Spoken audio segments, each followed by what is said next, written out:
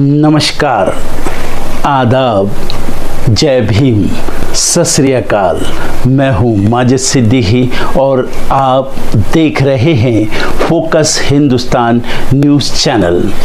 आज की ख़ास खबरें सब्सक्राइब करें, लाइक करें, शेयर करें। फिर आऊँगा एक ताज़ा खबर को लेकर माजिद सिद्दीकी।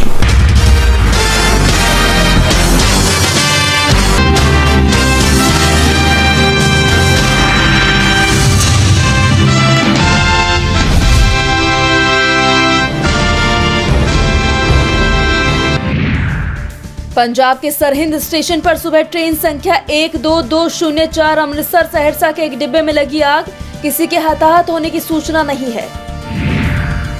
बिहार चुनाव के लिए सीपीआई-एमएल ने 20 सीटों पर अपने उम्मीदवारों का किया ऐलान। पहले चरण के लिए 1250 से अधिक नामांकन दाखिल।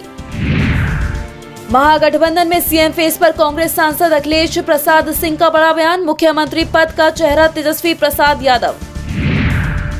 गुजरात के नए मंत्रियों का पोर्टफोलियो आया सामने। हर्ष संघवी को गृह, कनुभाई को वित्त विभाग। बिहार में गठबंधन न होने पर पशुपति पारस का बड़ा बयान। कहा, हमारी काफी कोशिश रही थी कि महागठबंधन के साथ हमारे दल का गठबंधन हो, लेकिन अब हम अकेले चुनाव लड़ेंगे। सीएम उमर अब्दुल्ला ने पूर्ण राज्य की मांग दोहराई। कहा, इससे दिल्ली और जेके के बीच दूरी घटेगी। पहली ब्रह्मोस मिसाइल खेप को हरी झंडी। लखनऊ में राजनाथ सिंह और सीएम योगी करेंगे उद्घाटन। प्रेसिडेंशियल रेफरेंस पर सुप्रीम इंतजार। 21 नवंबर से पहले आ सकता है संविधान पीठ का फैसला।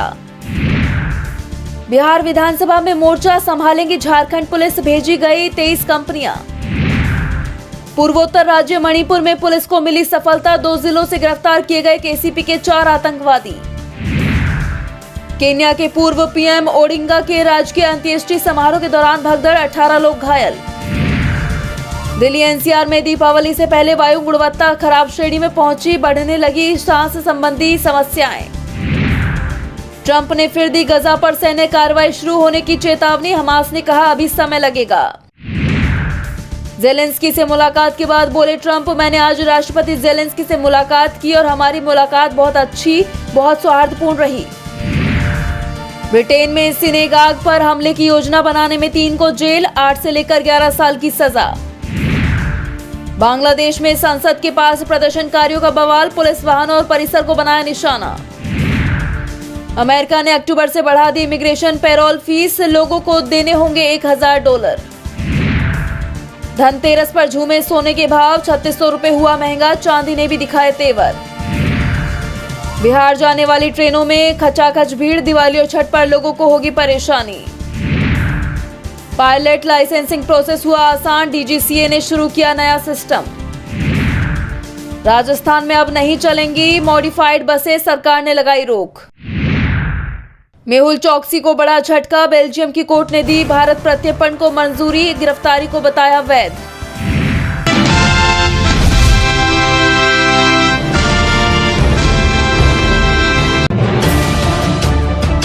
बिहार विधानसभा चुनाव 2025 के पहले चरण के लिए नामांकन प्रक्रिया पूरी हो चुकी है। दरभंगा जिले के अलीनगर सीट पर अंतिम दिन कुल 13 उम्मीदवारों ने अपना नामांकन दाखिल किया। इस हाई प्रोफाइल मुकाबले में सबसे चर्चा में बनी है भारतीय जनता पार्टी की कम उम्र की उम्मीदवार मैथिली ठाकुर, जिन्होंने अपने प्रचार अभियान में अलीनगर को आदर्श शहर बनाने का संकल्प लिया है। मैथिली ठाकुर 25 जुलाई 2000 को बिहार के मधुबनी जिले के बेनीपट्टी में जन्मी। उनका परिवार भी संगीत में सक्रिय है। यही वजह है कि उनका झुकाव संगीत की ओर बढ़ा। शिक्षा की बात करें तो उन्होंने शुरुआती पढ़ाई अपने गाँव से पूरी की और बाद में दिल्ली विश्वविद्यालय के भारती कॉलेज से ग्रेजुएशन किया। मैथिली ठाकुर के हलफनामे के अनुसार उनके पास 1.80 लाख रुपए नगद, 2 करोड़ रुपए से अधिक के वाहन और आभूषण, इसके अलावा 1.5 करोड़ रुपए की अचल संपत्ति है, जिसमें 2022 में खरीदी गई 47 लाख रुपए की जमीन भी शामिल है। साथ ही उनके खिलाफ कोई आपराधिक मामला दर्ज नहीं है। आपको बता दें, पहले चरण के नामांकन के अनुसार अब तक वे प्रदेश के सबसे कम उम्र के उम्मीदवार हैं। नामांकन से पहले मैथिली ठाकुर ने रैली भी निकाली, जिसमें उन्होंने कहा, मैंने अलीनगर को एक आदर्श शहर बनाने का संकल्प लिया है। इस सीट पर मुकाबला बेहद ही रोमांचक है। इस हाई प्रोफाइल मुकाबले में मैथिली ठाकुर जो कि बीजेपी से हैं, उनका मुकाबला राष्ट्रीय जनता दल आरजेडी के विनोद मिश्रा से है। इसके अलावा विप्लव चौधरी जो कि जनसुराज से हैं, राजीपाल झा जो कि आम आदमी पार्टी के उम्मीदवार हैं और कई निर्दलीय उम्मीदवार जैसे कि नवीजान अंसारी, सैफुद्दीन अहमद, गणेश चौधरी, मोहम्मद कादिर, सितंबर शर्मा, नरूद्दीन जंगी, चंदू चौधरी, विजय यादव और महमूद आलम भी चुनावी मैदान में है। अलीनगर सीट इस बार मैथिली ठाकुर के कारण काफी चर्चा में है। युवा उम्मीदवार और हाई प्रोफाइल मुकाबले के कारण इस विधानसभा क्षेत्र पर राजनीतिक नजरें टिकी हुई हैं। जनता की नजरें अब अगले चुनावी चरण की ओर है और अलीनगर का परिणाम बिहार विधानसभा चुनाव की दिशा तय कर सकता है। फिलहाल खबर पर आपकी क्या राय है, कमेंट में हमें जरूर बताएं।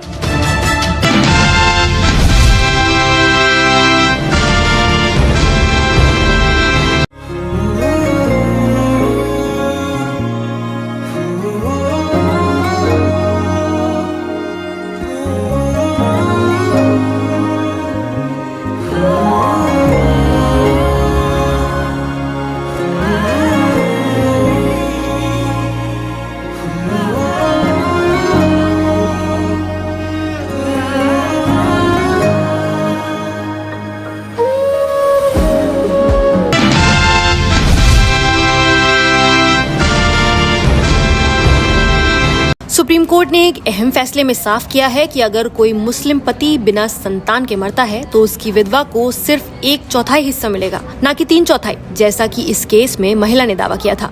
दरअसल ये मामला चांद खान नाम के एक व्यक्ति की संपत्ति से जुड़ा था। चांद खान की मृत्यु बिना वसीयत और बिना संतान की हुई। उनकी पत्नी जोहरबी ने दावा किया कि उन्हें अपने पति की संपत्ति में 3/4 हिस्सा मिलना चाहिए। उनका कहना था कि मोहम्मदन लॉ के हिसाब से वो प्रमुख वारिस हैं, लेकिन चांद खान के भाई ने इसका विरोध किया। भाई का कहना था कि चांद खान ने अपनी जिंदगी में ही संपत्ति का एक हिस्सा बेचने का अग्रीमेंट कर दिया था, इसलिए वो हिस्सा तो पहले ही बाहर हो गया था और विरासत में शामिल नहीं हो सकता।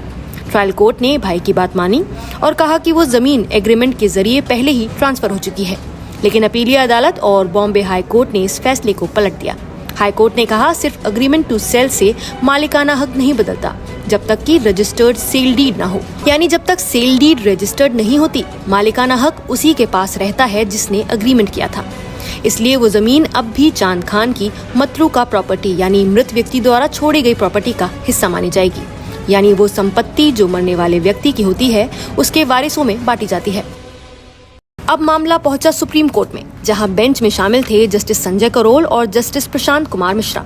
कोर्ट ने सबसे पहले ट्रांसफर ऑफ प्रॉपर्टी एक्ट की धारा 54 का हवाला दिया, जिसके मुताबिक सिर्फ अग्रीमेंट टू सेल से किसी अचल संपत्ति का मालिकाना हक नहीं मिलता। इसलिए जब तक बिक्री की रजिस्टर्ड डीड नहीं बनी थी वो जमीन चांद खान की ही मानी जाएगी और विरासत का हिस्सा बनेगी। इसके बाद कोर्ट ने विस्तार से बताया कि मोहम्मदन लॉ में विरासत कैसे बांटी जाती है। कोर्ट ने मुल्ला की प्रिंसिपल्स ऑफ मोहम्मदन लॉ का जिक्र करते हुए कहा कि मतरूका में वो सारी चल और अचल संपत्ति शामिल होती है जो किसी मुसलमान की मौत के वक्त उसके पास होती है। पहले उस संपत्ति से कर्ज और वैध वसीयत यानी 1/3 तक पूरी की जाती है, फिर बाकी हिस्सा कुरान के बताए गए अनुपात में वारिसों में बांटा जाता है। कोर्ट ने कुरान की सूरह निसा की आयत 12 का हवाला देते हुए कहा, अगर किसी मुस्लिम पुरुष की कोई संतान नहीं है तो उसकी बीवी को 1/4 हिस्सा मिलता है, और अगर संतान है तो बीवी का हिस्सा घटकर 1/8 हो जाता है। चांद खान के मामले में क्योंकि कोई संतान नहीं थी, इसलिए सुप्रीम कोर्ट ने साफ किया कि जोहरबी को सिर्फ 1/4 हिस्सा मिलेगा। बाकी संपत्ति अन्य वारिसों, जिनमें उसका भाई भी शामिल है, में बांटी जाएगी। कोर्ट ने अपने जजमेंट में लिखा, मुस्लिम कानून में जो लोग शेयरर्स हैं उन्हें विरासत में निश्चित हिस्सा मिलता है। पत्नी भी एक शेयरर है और उसका हिस्सा अगर संतान नहीं है तो 1/4 और अगर संतान है तो 1/8 होता है। इस फैसले से सुप्रीम कोर्ट ने फिर एक बार ये स्पष्ट कर दिया कि इस्लामिक इनहेरिटेंस सिस्टम तयशुदा नियमों पर चलता है, जहां भावना या दया से नहीं बल्कि कुरान में बताए गए हिस्सों के अनुसार ही संपत्ति बांटी जाती है। तो ये था सुप्रीम कोर्ट का एक अहम फैसला, जिसने न सिर्फ मोहम्मदन लॉ की बारीकियों को स्पष्ट किया है बल्कि ये भी बताया है कि विरासत के मामलों में कानूनी प्रक्रिया और धार्मिक कानून दोनों का संतुलन कितना जरूरी है। आपकी इस पूरे मामले में क्या राय है, हमें कमेंट करके जरूर बताइए।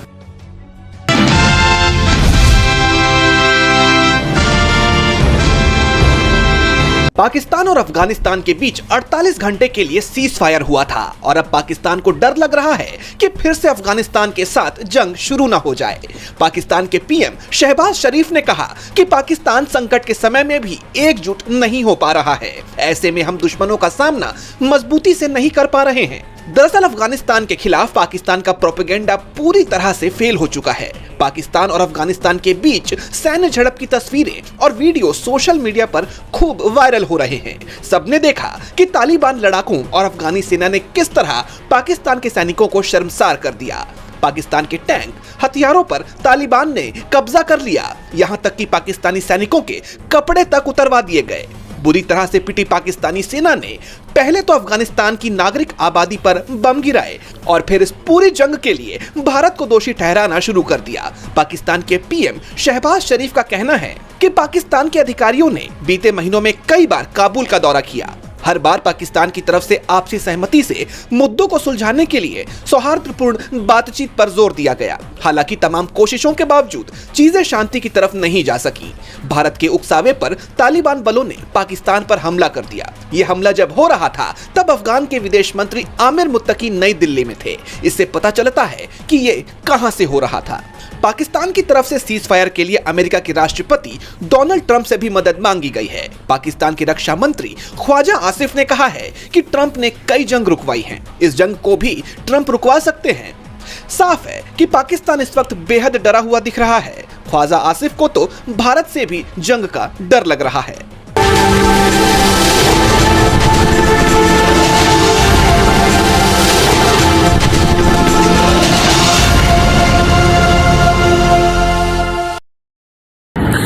दोस्तों आज मैं आपको बताने वाला हूं कि अगर आपकी बॉडी में मैग्नीशियम की डेफिशिएंसी हो जाए तो आपको क्या क्या प्रॉब्लम हो सकती है। सबसे पहले इंसोमेनिया, नींद ना आना, स्लीपिंग डिसऑर्डर, इंसान सारी रात करवटें बदलता है, नींद नहीं आती, स्ट्रेस लेवल, एंजाइटी बढ़ जाती है इससे, क्योंकि कोर्टिसोल हार्मोन को रोकने में मदद करता है। और अगर आपकी बॉडी में मैग्नीशियम नहीं है तो कोर्टिसोल बढ़ जाता है, जिसकी वजह से स्ट्रेस और एंजाइटी हो जाती है। मूड स्विंग्स, इंसान को पता नहीं चलता उसके मूड स्विंग्स होते हैं, थोड़ी थोड़ी देर में गुस्सा आना, थोड़ी थोड़ी देर में चिड़चिड़ापन होना, क्योंकि ये सेरोटोनिन हार्मोन को बढ़ने में मदद करता है। अगर आपकी बॉडी में less magnesium is equal to less serotonin, और सेरोटोनिन हैप्पीनेस का हार्मोन है। अलावा इसके ये फटीग को भी कम करता था। अगर आपकी बॉडी में मिनरल डेफिशिएट है, अगर आपकी बॉडी में मैग्नीशियम नहीं है तो आपको थकावट बहुत जल्दी फील होगी, जरा सा काम करती है आपकी बॉडी थक जाएगी। पुअर डाइजेस्टिव सिस्टम, ये डाइजेस्टिव सिस्टम को भी मैनेज करने में बड़ा शानदार रोल प्ले करता है, और अगर इसकी डेफिशिएंसी है तो कॉन्स्टिपेशन, डायरिया जैसी प्रॉब्लम हो जाती है। माइग्रेन बहुत खतरनाक प्रॉब्लम है। माइग्रेन अगर डेफिशिएट है आपकी बॉडी मैग्नीशियम से तो आपको माइग्रेन की प्रॉब्लम भी हो सकती है। ब्लड प्रेशर, अगर आपकी बॉडी में मैग्नीशियम कम है तो आपको ब्लड प्रेशर की प्रॉब्लम हो सकती है।